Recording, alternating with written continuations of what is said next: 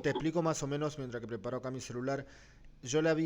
Ayer fui a hacerle la entrevista al referente legal, al representante legal, perdón, hasta la UGP.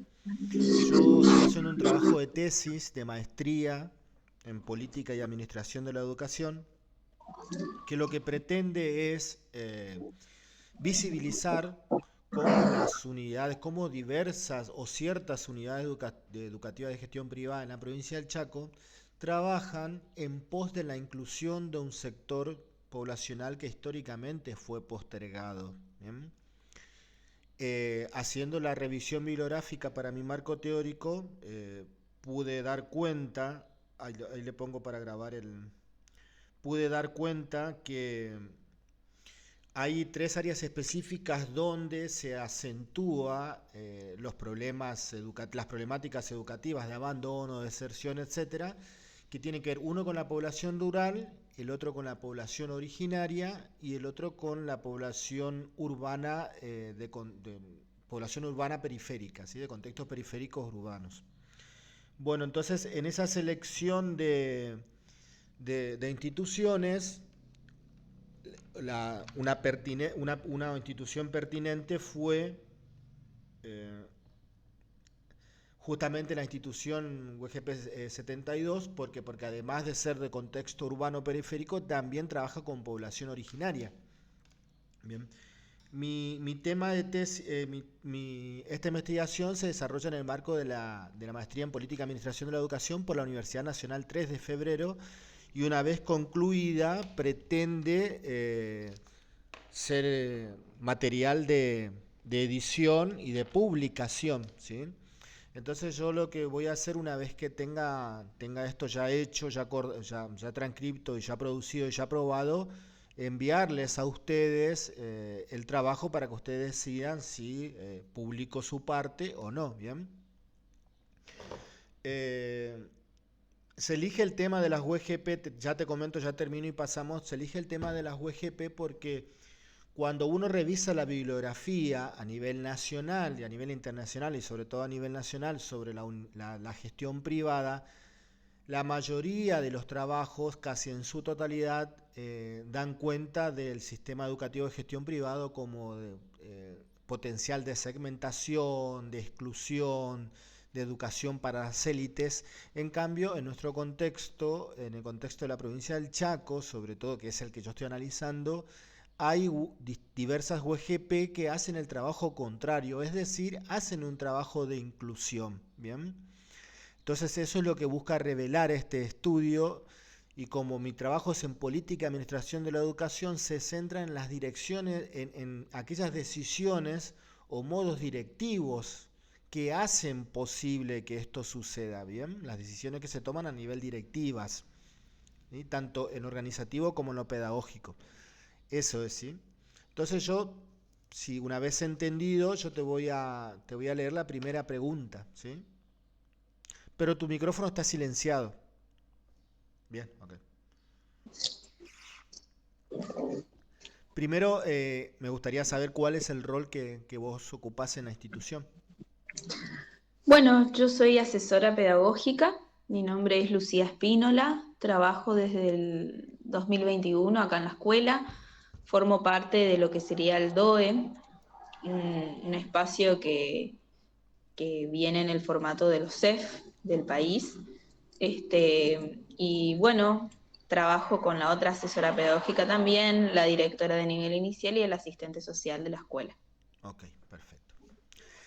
Yo te pregunto, ¿no? Como para ir metiéndonos en lo específico de la entrevista, ¿cuál es la motivación personal que vos tenés a la hora de trabajar en dicha institución, teniendo en cuenta las características de la institución? Que trabaja, como lo dijimos anteriormente, con una población que históricamente ha sido vulnerada en sus derechos educativos.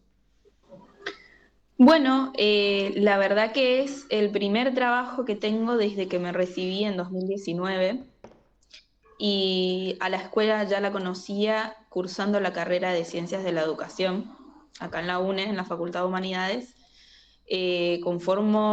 A su vez conformo parte de un equipo de investigación de la UNE que investiga sobre el guaraní en Corrientes, Bien. ciudad acá vecina, y como equipo de investigación hemos hecho colaboraciones, articulaciones con la Escuela de Oficios de acá, la escuela. Ok, Es así que un dispositivo que se puso en práctica fue una evaluación institucional en el 2017-2018 para esta escuela con este equipo de investigación en el cual soy miembro. Es así que para esa evaluación institucional, una de las tareas era hacer un relevamiento en el barrio Cacique Pelayo, que es de donde surge esta escuela, y entonces a partir de ese recorrido por el barrio, inicié como mi vínculo con la escuela. Una vez terminado este proyecto, hicimos otro proyecto más en articulación con la UNE, y entonces es ahí que ya tengo conocimiento de la vida de la escuela. ok, perfecto. Pero luego, bueno, por supuesto, fui concursada para este puesto y la verdad que una motivación, bueno, por supuesto que está dentro de todo lo que es el trabajo en terreno, que lo tengo muy asimilado desde mi trabajo como investigadora. Eh, es cierto también que esta investigación que realizamos tiene un enfoque etnográfico, entonces todo lo que tiene que ver con el trabajo en terreno, más allá de las particularidades de nuestra escuela, eh, me motiva mucho poder trabajar no solo lo escolar desde la bajada ministerial, sino también cuál es el vínculo de la comunidad con la escuela. Bien. Entonces, como asesora pedagógica, no solo que acompaño el seguimiento de planificaciones, evaluaciones desde lo pedagógico, sino que también trabajamos sobre proyectos, que es lo más interesante de nuestro trabajo aquí. Proyectos que tengan que ver justamente con esto, cómo es el vínculo de la escuela con el barrio, con la comunidad, con la lengua y la cultura com. Este, yo lo veo todo muy relacionado con mi otro trabajo de investigación respecto al guaraní en Corrientes, entonces hay como metodologías de trabajo que son transversales para mí, independientemente del lugar de trabajo. Claro. Entonces me motiva mucho también, eh, por supuesto, las trayectorias, cómo las entendemos acá en el encuadre de nuestra institución en particular, una trayectoria que trasciende la promoción y el egreso, sino que también tiene que ver con el proyecto de vida con el que queremos ir trazando con estudiantes y familias, ¿no? Así Perfecto. que me motiva eso, me motiva no solo el trabajo en sí de lo escolar, sino también con la comunidad.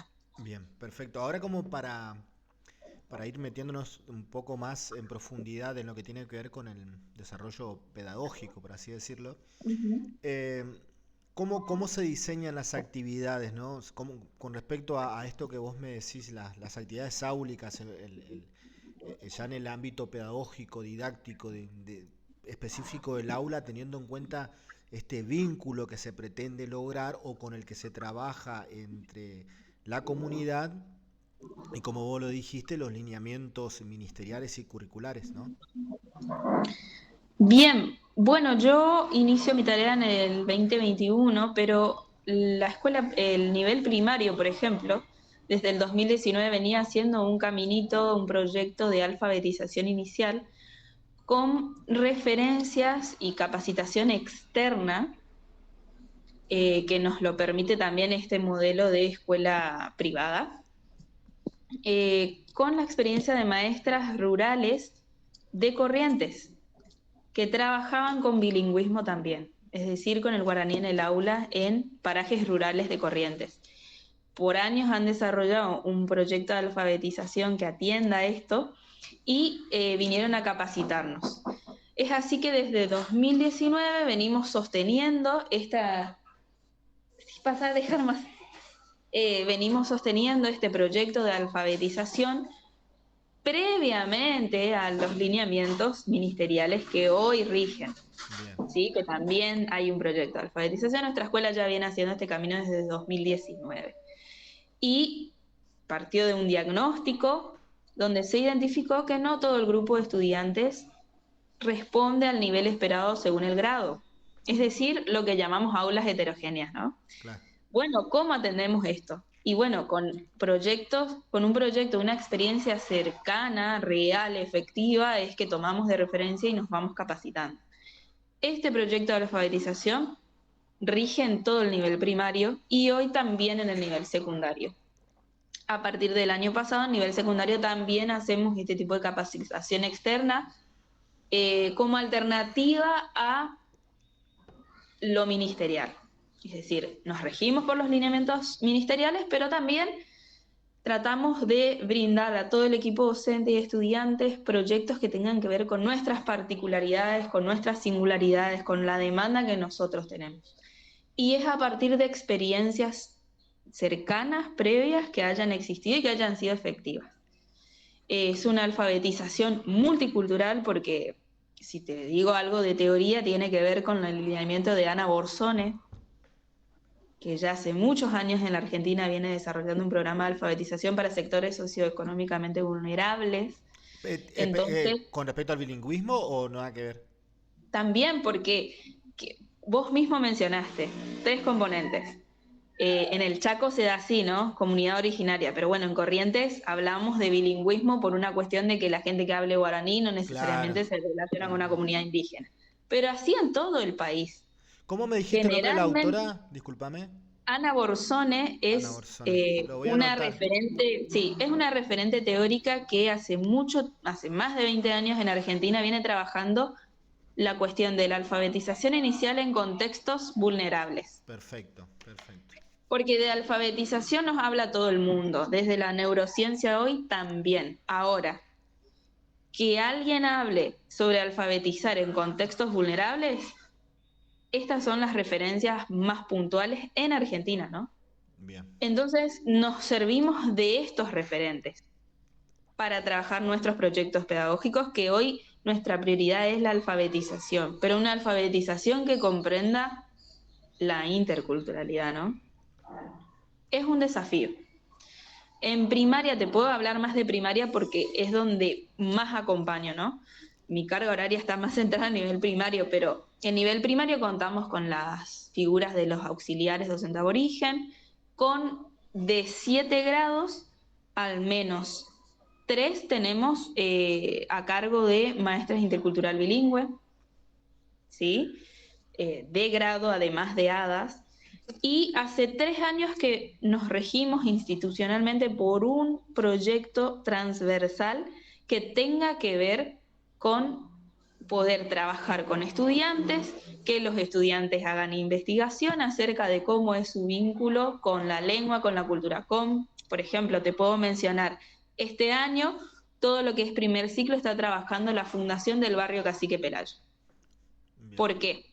Porque el año pasado trabajamos cómo era el vínculo de la comunidad con la escuela y salieron a hacer todos los niños entrevistas a los barrios, acá a los 3 sectores del barrio Cacique Pelayo, para ver, bueno, qué conocen de la escuela, cuál es su relación con la cultura y la lengua com.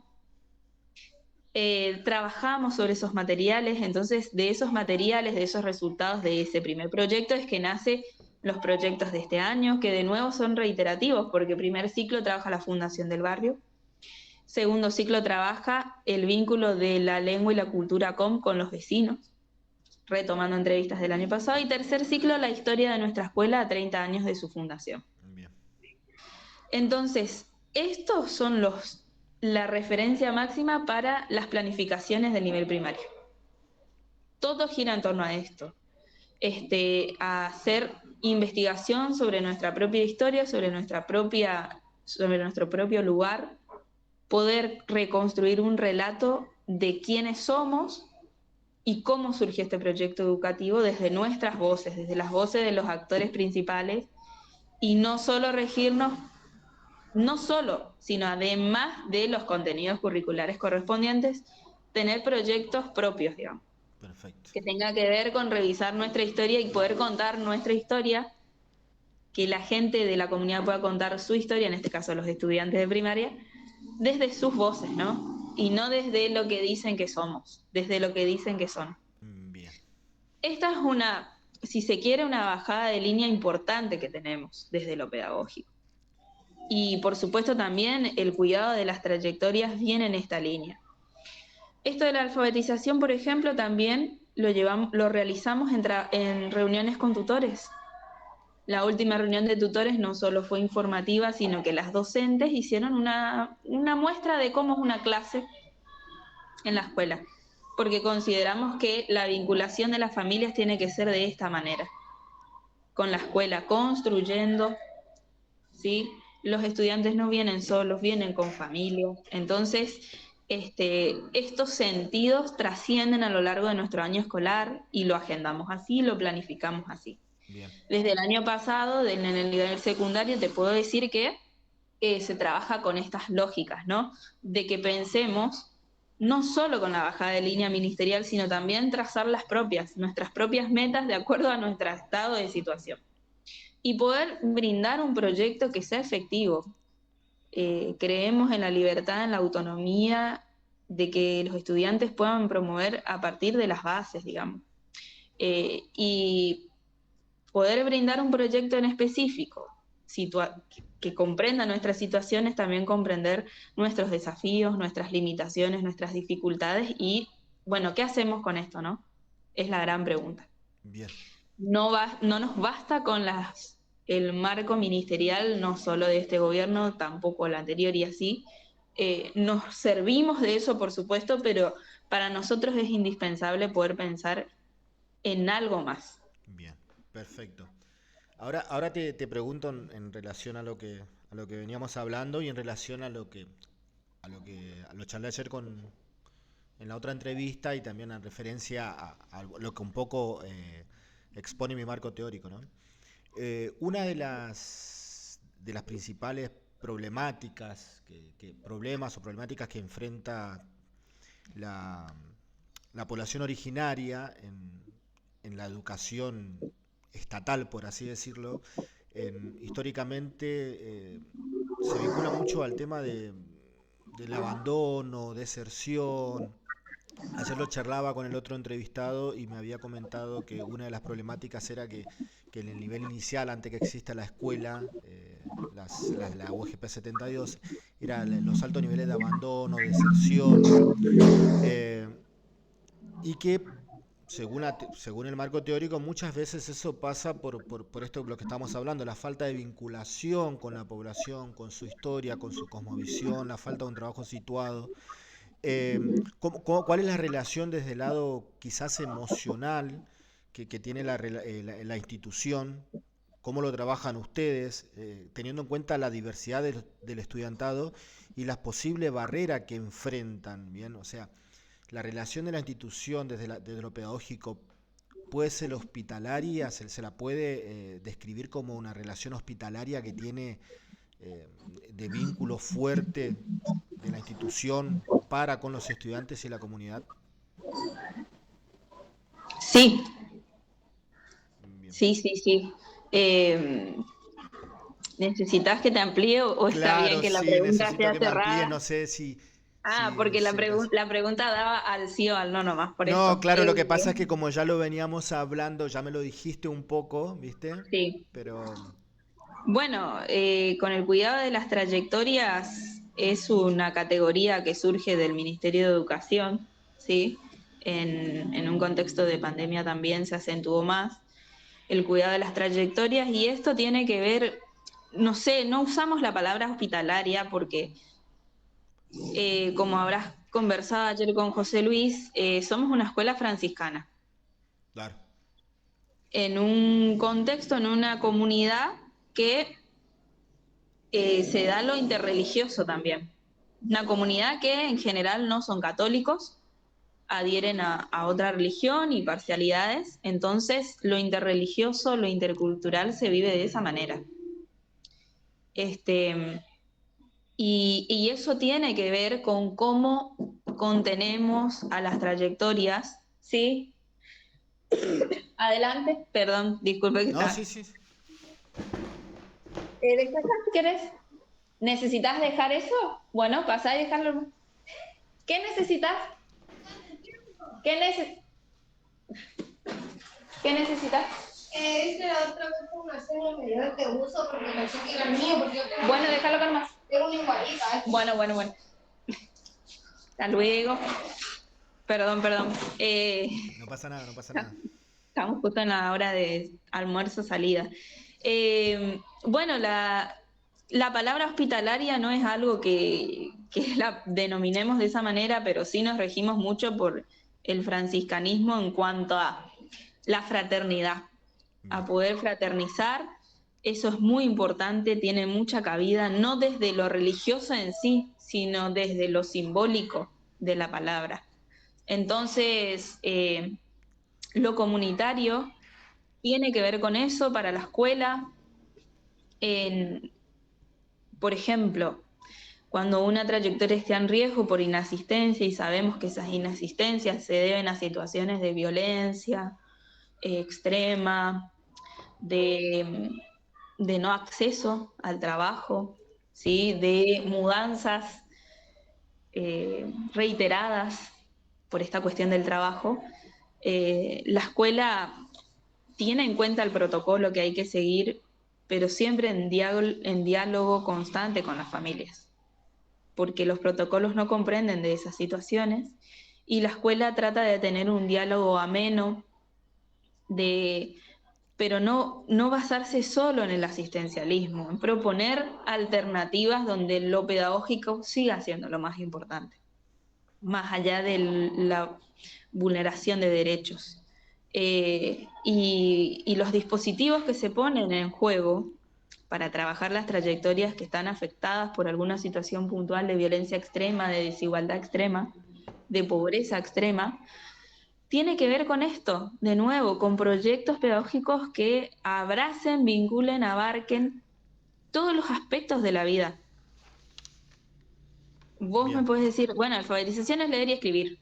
Sí, pero en un contexto donde tu entorno familiar no está alfabetizado, la alfabetización tiene que ser familiar. Claro. Bueno, ¿cómo lo hacemos? ¿Cómo desde lo pedagógico, desde proyectos concretos, con acciones, tareas, podemos vincularnos con la comunidad y no solo por el mero asistencialismo? Es buena la relación, o sea, la participación de la comunidad, de la comunidad con la escuela, porque viste que una de las características que, que pasan en las escuelas, sobre todo de gestión estatal, que es una problemática muy latente y que se está trabajando, se pretende trabajar sobre ello, es la falta, por así decirlo, de participación de los tutores, de los padres en las reuniones docentes, etcétera, sobre todo en el interior del interior, que sería en los pueblos de la provincia del Chaco. ¿Cómo es, o sea, es buena la participación cuando ustedes llaman a la comunidad, a Sí, los padres, sí? sí, sí, sí, sí. Bien, Sí, bien, tenemos una participación efectiva. Cuando, y es más efectiva cuando se los convoca por una tarea en particular. perfecto. ¿Sí? Si vos llamás porque llamás, para nada, nadie viene. Pero cuando vos tenés un propósito, compartís estas metas, compartís cómo va el proyecto, haces una socialización donde involucrás a la familia participa porque sabe para qué es. Claro, ¿Sí? Se ve una mayor presencia cuando la participación es activa. perfecto. Otra pregunta que tiene que ver que ayer lo hablaba con el otro entrevistado y me había comentado que, y lo puedo notar ahora que trabajan mucho con cuestiones de investigación, con área de universidad, ustedes, ¿no? En esa institución particular, cosa que en las otras, en otras experiencias que he trabajado, analizado, hay muy poco el ámbito universitario une, bien, sino que hay más de lo que tiene que ver con profesorados, bien. Cuando yo planteé cómo lo trabajan, cómo trabajar en contexto vulnerable y cómo tienen que hacer para trabajar en contexto vulnerable con ese tipo de formación docente inicial, tiene sus problemáticas, ¿no? Ahora yo te pregunto a vos, teniendo en cuenta el contexto suyo particular, cómo trabajan esta relación entre docente, el cuerpo docente en general, y tratar de buscar y aplicar, diseñar y aplicar estrategias específicas, prácticas específicas para su contexto. Siempre desde proyectos, Bien, ¿sí? Siempre en un proyecto y por sobre todo la sistematización. ¿Qué quiere decir? Que no sean propuestas aisladas, que sean propuestas de corto, mediano, largo plazo, que trascienda una propuesta innovadora solamente de un profe, sino que se plantea de manera colectiva. Ahí está, esa es la palabra. Perfecto. Desde lo colectivo, desde el consenso y lo colectivo. Si es colectivo, vemos que se sostiene. Si es algo aislado, queda como una genialidad que empezó y terminó. Claro. Y tiene su efecto Inmediato. espontáneo, inmediato y Ok. perfecto. Pero los proyectos que venimos sosteniendo con sistematicidad tienen un efecto contrario, tienen un efecto también de pertenencia. Perfecto. Bien. Ahora, porque mi trabajo también lo que hace tratar es de comparar, ¿no? Los modelos de gestión y los modelos también pedagógicos, los formatos pedagógicos, la forma de llevar a cabo la tarea docente, de enseñanza, las propuestas, los objetivos de aprendizaje, etcétera. Lo que yo te pregunto con respecto a la evaluación, ¿bien? Una de las características que tiene aún persiste en las instituciones educativas es tomar a la evaluación como algo definitorio, que muchas veces no se vincula tanto con el proceso, sino más como algo final. ¿Cómo lo toman ustedes en su institución al proceso de evaluación? Bueno, en primaria por ahí se puede dar una cuestión más de lo colectivo y de aunar acuerdos porque tiene que ver con el formato del nivel. Vos tenés el mismo equipo en la misma carga horaria de 8 a 12 todas las mañanas. Entonces puedes trazar líneas de seguimiento, me explico, Sí, acuerdos para todos. En el nivel secundario, por la naturaleza del secundario, no tenés a todos los mismos profesores en los mismos horarios ni los mismos días. Entonces estos acuerdos son más versátiles, ¿sí? Tiene que ver, ahora el proyecto de alfabetización en secundaria comprende primero y segundo año. Va escalando, el año pasado fue primer año y así vamos experimentando también. bien. Es una experiencia que acaba de iniciar. Y justamente hacemos reuniones mensuales con el equipo docente de primer y segundo año. Y hoy en día estamos trabajando sobre una rúbrica que pueda contemplar las macrohabilidades y en estas macrohabilidades cómo podemos planificarlas, qué rutas les llamamos. Todos los docentes tienen la misma ruta, la misma rutina. Claro. Más allá de lo interdisciplinario, cada profesor tiene el mismo formato de metodología. Es decir, lo mismo que te contaba en primaria, ahora lo trabajamos en secundaria, desde la metodología. Más allá del qué es el cómo. Si todos nos ponemos de acuerdo en el cómo, el qué ya lo define cada disciplina, en este caso en secundaria, pero el cómo consideramos que nos va a traer resultados. ¿Es sencillo ponerse de acuerdo en el cómo? No, no, y más difícil aún en secundaria por esta interdisciplinariedad, ¿verdad?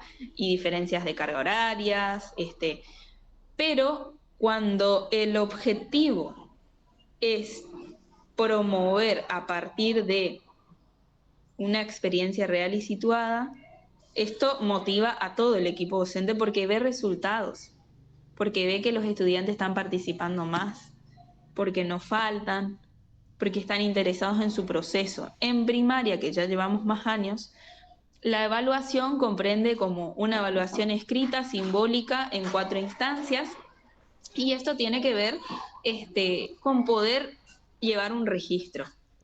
La evaluación es procesual, bueno, uno dice esto todo el tiempo, pero en realidad tratamos de traducir en 4 informes. ¿Por qué? ¿Es exhaustivo? Sí, porque en la última reunión con gestión privada me enteré que éramos la única escuela con 4 informes en el año. ¿Pero por qué? Porque vos tenés un registro entonces de cómo va el proceso de cada trayectoria. Y para esto usamos instrumentos, por ejemplo, del formulario Google. Cada docente, por su grado en nivel primario, completa un formulario que detalla 8 aspectos del proceso de aprendizaje por cada estudiante. Y esto te da un relevamiento, unos resultados de manera grupal e individual. estos datos los vamos comparando. Entonces vamos viendo con datos, con observaciones reales, cuál es el estado de situación real de cada grado. Y de allí tomar medidas. Lo que vamos viendo año a año es que generalmente un 10% de todo el nivel primario, por un contexto de extrema vulnerabilidad, generalmente está debajo del básico. Y sobre ese 10% se trabaja con líneas específicas. En este proceso estamos en el nivel secundario también. ¿Sí? El nivel inicial no apunta a una escolarización extrema como los otros niveles, comprende más de poder iniciar la construcción de hábitos, de cómo es venir a la escuela, de cómo poder sostener una trayectoria, y el nivel primario y secundario sí se está focalizando mucho más en lo que es alfabetización, pero para poder tener una mirada institucional, es decir, como escuela queremos enseñar de esta manera. Claro. Ir construyendo los acuerdos lleva tiempo y de nuevo te cito, la sistematicidad de una práctica es lo que hace el resultado y no una gran idea genial. Claro. Es más bien, nos ponemos de meta 2 cositas y las sostenemos. Pero bueno, para eso vos tenés que tener una gestión del tiempo, del espacio, de la logística, de lo que tiene que ver con gestionar a los docentes el espacio, brindarles este espacio, Bueno, pero tiene que ver con hacer redes también, porque todo esto surge a partir de la articulación que tenemos con otras entidades, con otras instituciones, pero sobre todo con otras experiencias.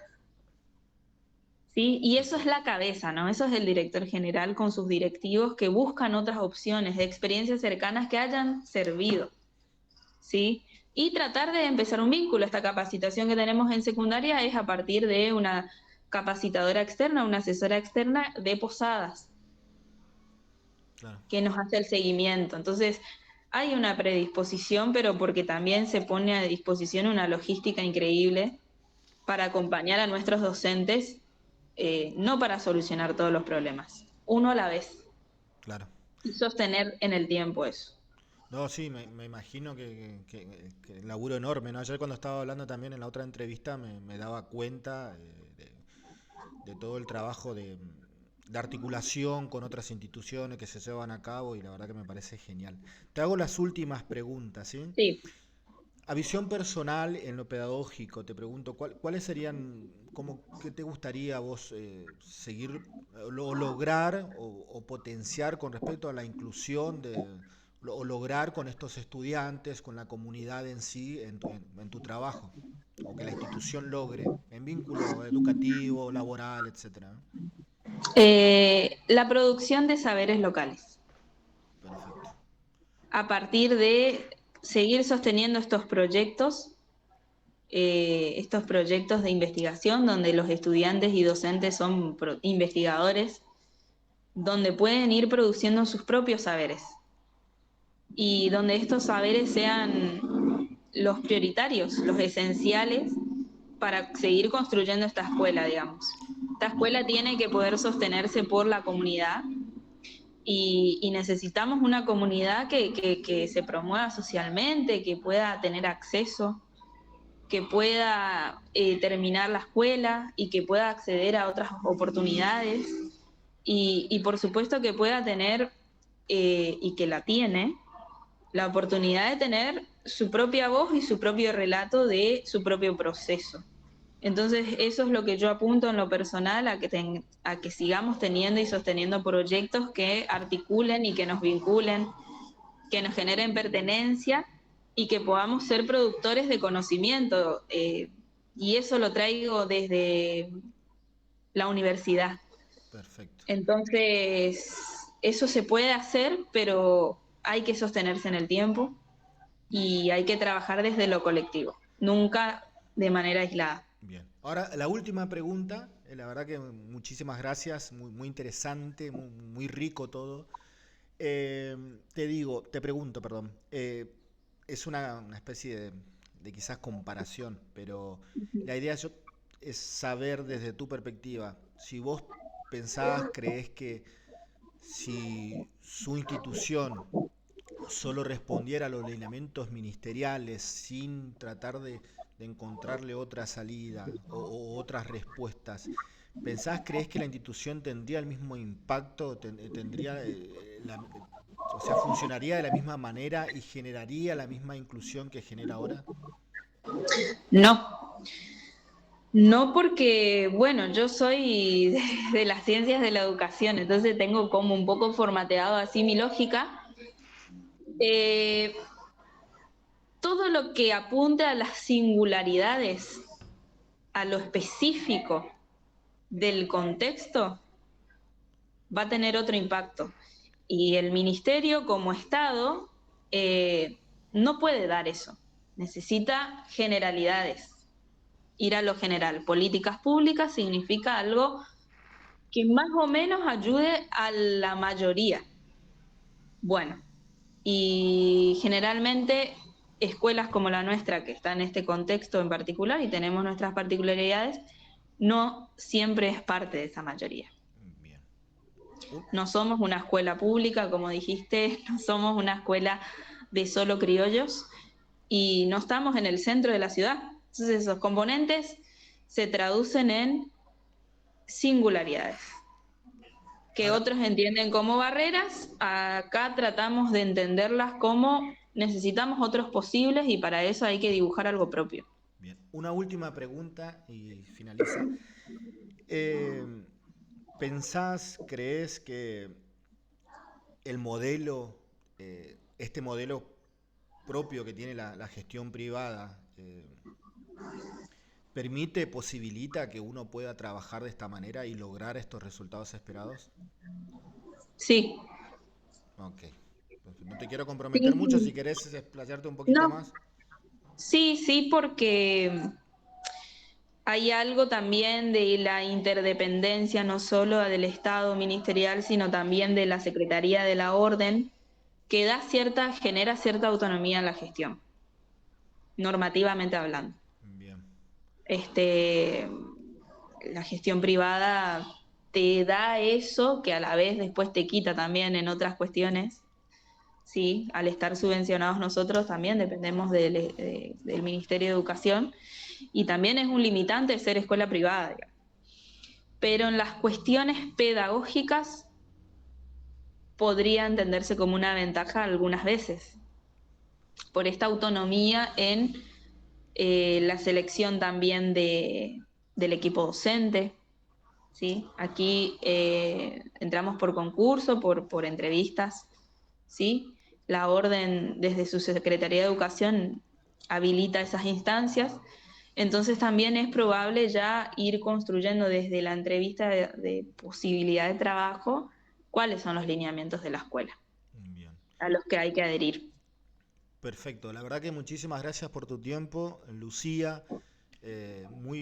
Muy, muy interesante todo. La verdad que me copé un montón. Me va a servir un montón esto para mi tesis. Cuando yo transcriba la entrevista te la voy a pasar, bien, para que la Bueno, leas y la revises. Y mil perfecto. gracias, muchísimas gracias y Bueno, espero que sea muy buen útil. trabajo.